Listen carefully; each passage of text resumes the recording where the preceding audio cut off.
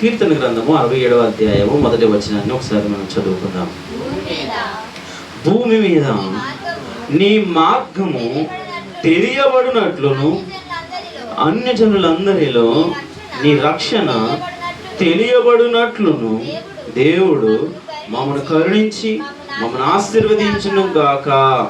దేవునికి స్తోత్రం కలుగును గాక. హల్లెలూయా. దేవుని వాక్యం ఏమని సెలవిస్తుందంటే, భూమి మీద దేవుని మార్గం తెలియబడాలని. మనం సాధారణంగా ఈ లోకంలో అనేక రకాల మార్గాలు ఉన్నాయి, చాలా మార్గాలు ఉన్నాయి. మనం చూస్తాం, మనము బండి వెళ్ళడానికి కానీ, వాహనాలు వెళ్ళడానికి కానీ, లేదా మనం వెళ్ళడానికి కొన్ని మార్గాలు వేసుకుంటాం. కొన్ని మనకు తెలుసు, రోడ్లు చూస్తాం, సిమెంట్ రోడ్లు ఉన్నాయి, తార్ రోడ్లు ఉన్నాయి, ఏదో ఒక మార్గాన్ని మనం వస్తాం. అలాగే మరి రైల్వే మార్గాన్ని చూస్తూ ఉంటాం. ట్రైను దానికంటూ ఒక మార్గం ఉంటుంది. ఏ గమ్యానికి చేరాలో, ఏ ప్రాంతానికి ఆ ఊరు తీసుకువెళ్ళాలో ఆ ఊరికి రైల్వే మార్గం ఉంటుంది. అలాగే ఎయిర్వే ఉంటుంది, అంటే గాల్లో మరి ఆ ఫ్లైట్లు వాటికంటూ నిర్దేశించబడిన మార్గం గుండా అవి వెళ్తూ ఉంటే ఆ ప్రదేశానికి అవి చేరుకుంటూ ఉంటాయి. అలాగే సముద్ర మార్గాలు కూడా ఉంటాయి. సముద్రపు భూగర్భలో మార్గాలు ఉంటాయి, సముద్రపు పై భాగంలో ఉన్న మార్గాలు కూడా ఉంటాయి. ఆ మార్గం గుండా వెళ్తే ఏ ప్రాంతానికి వెళ్ళాలో ఆ ప్రాంతానికి మరి వారు చేరుకుంటూ మరి వెళ్తూ ఉన్నారు. మరి దేవుని మార్గం ఏంటి అంటే, దేవుని మనకు క్రైస్తవ జీవితానికి నిత్య జీవం అనేది ఒకటి ఉంది. మరి అక్కడికి వెళ్ళాలంటే మన మార్గం ఏంటి అంటే, పరిశుద్ధత అనే మార్గం మనకు చాలా విలువైనది. నువ్వు ఎప్పుడైతే పరిశుద్ధంగా జీవిస్తావో, ఎప్పుడైతే పరిశుద్ధతను నువ్వు అనుసరించి నీ జీవితాన్ని నడుచుకుంటావో, మలినం అనేది నీ జీవితంలో లేకుండా మరి నువ్వు ఎప్పుడైతే నడుచుకుంటావో దేవుని ఇచ్చే రహస్యానికి నువ్వు చేరుకుంటావు. మన మార్గం అదేనండి. మనకి మరొక మార్గాలు ఏమీ లేవు. మనం ఈ బైబిల్ మనకు నేర్పేది ఏంటంటే, నువ్వు పరిశుద్ధంగా జీవించు, దేవుడు వస్తాడు, మిమ్మల్ని తీసుకెళ్తాడు. ఇదే మన మార్గం. మన నిత్య జీవానికి చేరుకోవాలంటే మన మార్గం ఏంటంటే పరిశుద్ధ గ్రంథము, పరిశుద్ధ జీవితం. అలాగే రెండో మార్గం ఉంది, ఏంటంటే అపవాది యొక్క మార్గం. అపవాది మార్గం ఏంటి? అపవాది మార్గం ఏంటంటే అపవిత్రత. మనము పాపం చేస్తే చాలు, మనం కోల్పోవలసినవన్నీ కోల్పోతాం. మనం చూస్తే ఆదాము అవ్వలు ఏం చేశారంటే పరిశుద్ధతను విడిచిపెట్టారు, దేవుడిచ్చిన మాటను విడిచిపెట్టారు, అపవాది మాటల్లోకి ప్రలోభాల్లోకి వెళ్ళిపోయారు. దానికి వచ్చిన ప్రతిఫలం ఏంటి అయ్యా అంటే, వారు దేవుని యొక్క కృపను కోల్పోయారు, యోగ్యతను కోల్పోయారు, దేవుడిచ్చిన అర్హతను కోల్పోయారు. ఈరోజు మనం తెలుసుకోవాల్సిన విషయం ఏంటంటే, పరిశుద్ధమైన మార్గం గుండా వెళ్ళిన వారి జీవితాలు ఎలా ఉంటాయి, అపవిత్రత గుండా వెళ్ళిన వారి యొక్క జీవితాలు ఎలా ఉంటాయి. కాబట్టి నువ్వు ఏ మార్గం గుండా నువ్వు వెళ్ళాలని నిర్ణయించుకుంటావు.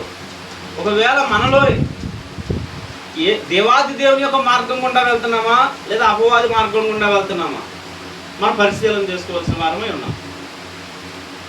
మనము మొట్టమొదటి మనం ఒక వ్యక్తిని చూస్తే యోబు జీవితాన్ని పరిశీలన చేయొచ్చు. యోబు జీవితాన్ని పరిశీలన చేస్తే యోబు అంట తన కన్నులతో నిబంధన చేసుకున్నాడు, నేను పరాశ్రీని చూడను. అలాగే యోబు అన్నాడు, నా నోటి చేత కూడా నేను దేవుణ్ణి దూషించును,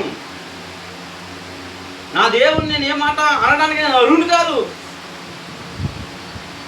యోబు తన జీవితంలో అన్ని విషయాల్లో దేవునికి పరిశుద్ధతను విడిచిపెట్టలేదు. తన భార్య వచ్చి ఓ మాట అంటది, ఏమంటే, పరిశుద్ధతను ఇంకా విడవకుండా ఉంటావా? ఆయన ఒక మాట దూషించేసి చచ్చిపోవు, మరణం గమ్ము అంటది. కానీ యోబు ఏ మార్గం గుండా వెళ్తాడంటే పరిశుద్ధత మార్గమే అయింది. నేను నా పరిశుద్ధమైన మార్గాన్ని, నా దేవుని మార్గాన్ని నేను విడిచిపెట్టను అని అతడు ఒకే విధమైన మాట చేత తన జీవితాన్ని ముందుకు నడిపించుకున్నాడు. ఎన్నో సమస్యలు వచ్చాయి, బలహీనతలు వచ్చాయి, రోగం వచ్చింది, బిడ్డలు కోల్పోయాడు, ఆస్తి కోల్పోయాడు, అన్ని కోల్పోయాడు, సర్వం కోల్పోయాడు, ఒంటరిగా మిగిలిపోయాడు. తన భాగస్వామి అయిన తన భార్య కూడా చచ్చిపో, ఎందుకు బ్రతుకుతున్నావు అనే మాటలు కూడా అతన్ని దూషించే విధంగా మాట్లాడుతుంది. ఇన్ని అనుభవిస్తున్నా కూడా అతడు పరిశుద్ధమైన మార్గాన్ని మాత్రం విడిచిపెట్టలేదు. నేను ఆ మార్గాన్ని విడిచిపెట్టను. ఆమె తన సొంత భాగము, తనలో ఉన్న తన భాగం ఏమంటుందంటే, నువ్వు ఈ పరిశుద్ధులను విడవకుండా ఎంతకాలం ఉంటావు? ఆమె అనొచ్చు, ఎందుకని అలాంటి బ్రతుకు, చచ్చిపో అనొచ్చు. అసలు ఆ భార్య తన భాగస్వామి ఆ మాట అనదు.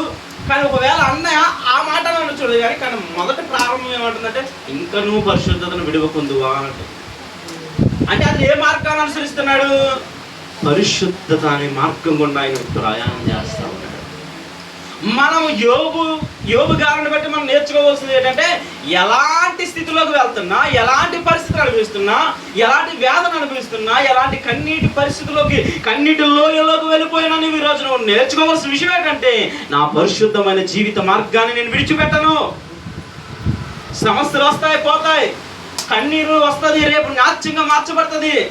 ఈ రోజు నలిగిపోవచ్చు, రేపు నేను ఒక నూతనమైన బిడ్డగా మార్చబడతాను.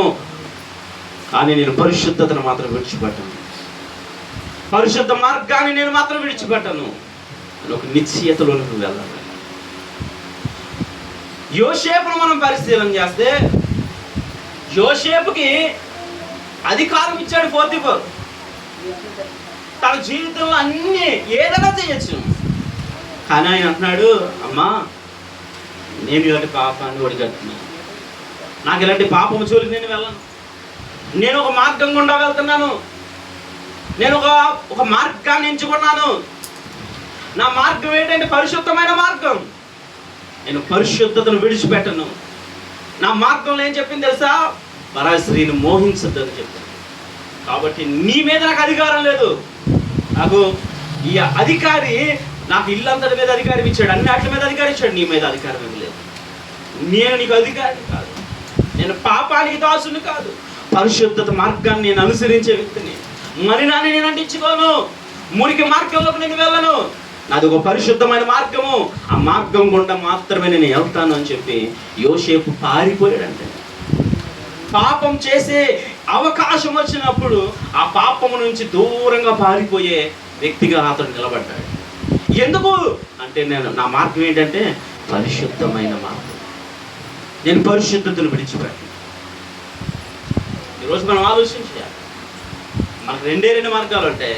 ఒకటి పరిశుద్ధత నడిపించేది, రెండు పాపానికి నడిపించేది. ఏ మార్గం గుండా నువ్వు వెళ్తావు? ఏ మార్గాన్ని నువ్వు ఎంచుకుంటావు? నేను పరిశుద్ధమైన మార్గాన్ని ఎంచుకున్నాను కదయ్యా, ఇదిగో బాప్తిసం పొందాను, దేవుని సన్నిధిలో ఉన్నాను, దేవుని మార్గాన్ని నేను ఎంచుకున్నాను అంటే, మనలో ఎక్కడైనా పాపపు ఆలోచనలు వస్తున్నాయి అంటే మరి మార్గం తప్పుకుపోతున్నామని అర్థం. దేవుడిచ్చిన నిబంధనలు దాటి వెళ్తున్నామంటే దేవుణ్ణి కాదని, ఆ మార్గాన్ని కాదని నువ్వు ఇంకొక మార్గంలోకి అడుగు పెడుతున్నావని అర్థం. నిర్గమకాండ 20 అధ్యాయంలో నీకు ఇవ్వబడిన 10 విషయాలు ఉన్నాయి, 10 సూచికలు ఉన్నాయి. ఇగో ఈ పరిశుద్ధమైన మార్గంలో వెళ్ళాలంటే నువ్వు ఇలా జీవించాలి అని నీకు నిబంధనలు ఉన్నాయి. ఆ నిబంధనలు దాటి మీరి నీ జీవితాన్ని వేరే మార్గంలోకి వెళ్తున్నావేమో ఒకసారి నువ్వు పరిశీలన చేసుకో. మనం చూడొచ్చు, అపవిత్రత, పరిశుద్ధంగా జీవించిన వ్యక్తులు పవిత్రమైన జీవితాన్ని, ఇదిగో నేను పరిశుద్ధమైన మార్గం గుండా వెళ్తున్నాను, నేను బాప్తిసం పొందాను, నేను దేవుని సన్నిధిలో గడుపుతున్నాను అన్నవాళ్ళు నేను ఇప్పుడు జీవించే వ్యక్తులను ఒకసారి పరిశీలన చేయాలి. అయ్యా ఇదిగో దేవుని సన్నిధికి నేను వస్తున్నాను, దేవుని మందిరాన్ని నేను వస్తున్నాను, బాప్తిసం తీసుకున్నాను, నేను పరిశుద్ధమైన మార్గంలో ఉన్నాను కదా అని అనొచ్చు. అలాంటి జీవితాన్ని అనుసరించి మరలా అపవిత్ర మార్గంలోకి వెళ్ళిపోయిన వారిని నేను జీవిస్తున్నాను. ఒకవేళ అలా అవుతావేమో అనే ఉద్దేశంతో మాత్రం దేవునితో మాట్లాడుతున్నాను. ఒకటి, సొలొమోనుని మనం పరిశీలన చేస్తాం. సొలొమోను ఎలా ఉన్నాడు అంటే, ప్రారంభం అద్భుతం, దేవుని సన్నిధిని విడిచిపెట్టేవాడు కాదు, దేవునితో సహవాసాన్ని విడిచిపెట్టేవాడు కాదు, దేవుని పరిశుద్ధమైన మార్గాన్ని విడిచిపెట్టేవాడు కాదు, దేవుని అనుసరించి ప్రతినిత్యం నడిచే వ్యక్తే. దేవుని ఏనాడు విడిచిపెట్టలేదు. తన బాల్యం నుండి, చిన్న వయసు నుంచి కూడా దేవుణ్ణి అనుసరిస్తా నడిచాడంటే సొలొమోను జీవితం. దేవుడు ఒక రోజు సొలొమోనుకి దర్శనం ఇచ్చి నీకు ఏం కావాలి అని అడిగితే, అయ్యా ఇదిగో నన్ను రాజుగా నిలబెట్టావు, ఈ ప్రజలందరినీ ఏలేంత వ్యక్తి నాకు యోగ్యతనిచ్చావు, వీళ్ళందరినీ ఏలాలంటే నాకు మంచి జ్ఞానం కావాలి, ఆ జ్ఞానాన్ని దయచే ప్రభు అని అడిగి. మామూలుగా ఎవరైతే రాజులు ఏమని అడుగుతారంటే, ఇదిగో నాకు ఇన్ని సంవత్సరాలు నేను బ్రతుకున్నంతకాలం నేనే రాజుని అవ్వాలంటారు, లేదంటే నా దేశం మీదకి ఏదైనా యుద్ధం వస్తే ఆ యుద్ధంలో నేనే విజయాన్ని పొందాలంటారు, లేదంటే వారి స్వలాభాల కొరకు నాకు ఆస్తి కావాలి, ఐక్యత ఐశ్వర్యాలు కావాలి, లేదంటే నాకు పెద్ద పేరు ప్రఖ్యాతులు కావాలని ఏడ్చి అడిగే వాళ్ళే ఉన్నారు. కానీ మొట్టమొదటి రాజు అంట దేవుని జ్ఞానాన్ని అడిగాడు. అలాంటి దేవుని జ్ఞానాన్ని పొందుకుని, దేవుని జ్ఞాన ప్రకారం ప్రఖ్యాతులు పేరు ప్రఖ్యాతులు పొందుకుని, ఐశ్వర్యాన్ని బంగారాన్ని వెండిని పొందుకుని గొప్ప యోగ్యతలో ఉన్న సొలొమోను తన పాపపు కోరిక చేత ఏమైపోయాడంటే తన జీవితాన్ని నాశనం చేసుకున్నాడు. దేవుని కృపను కోల్పోయాడు. తన రాజ్యం రెండు పాయలుగా చీలిపోయింది. తన రాజ్యం రెండు పాయలుగా, తన కుటుంబం రెండు పాయలుగా చీలిపోయింది. ఎందుకు అంటే పరిశుద్ధమైన మార్గాన్ని విడిచిపెట్టేశాడు, అపవిత్రమైన మార్గం గుండా వెళ్ళాడు కనుక. సంసోనుని మనం పరిశీలన చేస్తాం. సంసోను అంతే, దేవుడు మంచి అభిషేకాన్ని ఇచ్చాడు. అతనిని కొట్టేవాడు, తనని పడగొట్టేవాడు ఆ దేశంలో ఎవడో లేడు. అంతటి అభిషేకాన్ని దేవుడు ఇచ్చాడు. అలాంటి అభిషేకము ఒక స్త్రీ వల్ల కోల్పోయాడు, ఒక పాపం వల్ల కోల్పోయాడు, అపవిత్రమైన మార్గం గుండా వెళ్ళడం వల్ల కోల్పోయాడు. ఈరోజు నువ్వు ఆలోచించాలి, దావీదుకి దేవుడు ఎంతో గొప్ప యోగ్యతనిచ్చాడు, కానీ దేవుని మందిరాన్ని కట్టే యోగ్యత కోల్పోయాడు. ఎందుకు తెలుసా? తన జీవితంలో ఒక మలినం వచ్చింది కాబట్టి, తన జీవితంలో ఒక పాపం వచ్చింది కాబట్టి. అప్పటి వరకు దావీదు లాంటి వాడు ముందు లేడు, వెనక లేడు, అంత గొప్ప యోధుడు, ఎంత యోగ్యుడు కూడా. కానీ దేవుడు అన్నాడు, నువ్వు మందిరాన్ని కట్టడానికి అదుడు కాదు, మందిరానికి కావాల్సిన పరికరాలన్నీ సిద్ధపరచు, నేను నీ కొడుకుతో కట్టించుకుంటాను అన్నాడు.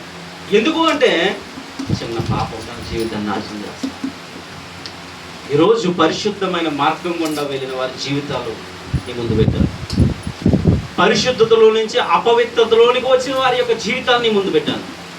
పరిశుద్ధమైన మార్గాన్ని ఎంచుకుంటావా, అపవిత్రమైన మార్గాన్ని ఎంచుకుంటావా? ఈరోజు నీకే నిర్ణయం ఇస్తాను. మార్గాలు చాలా ఉన్నాయి, ఎన్నో మార్గాలు ఉన్నాయి, కానీ దేవుని రాజ్యానికి వెళ్ళడం మాత్రం పరిశుద్ధమైన ఆ మార్గం మాత్రం. పరిశుద్ధతను విడవకుండా, పవిత్రతను విడవకుండా, దేవుని సన్నిధిని విడవకుండా, దేవుని కృపను విడవకుండా, దేవుని యొక్క సహవాసాన్ని విడవకుండా ఆయన మార్గం గుండా నువ్వు నడవగలిగితే దేవుడు నిన్ను నిత్యరాజ్యానికి చేరుస్తాడు. మధ్యలో సంసోను వలె, సొలొమోను వలె, దావీదు వలె అపవిత్రమైన మార్గం గుండా ఒక అడుగు వేసావా, మన పతనం ప్రారంభమైపోయింది. సొలొమోను పతనం ప్రారంభమైంది, కానీ సొలొమోను యొక్క పతనం భయంకరంగా ముగింపబడింది. దేవుని యొక్క కృపను కోల్పోయాడు. సంసోను దేవుని యొక్క అభిషేకాన్ని కోల్పోయాడు. దావీదు దేవుని యొక్క శ్రేష్టమైన మందిరాన్ని కట్టే యోగ్యతను కోల్పోయాడు.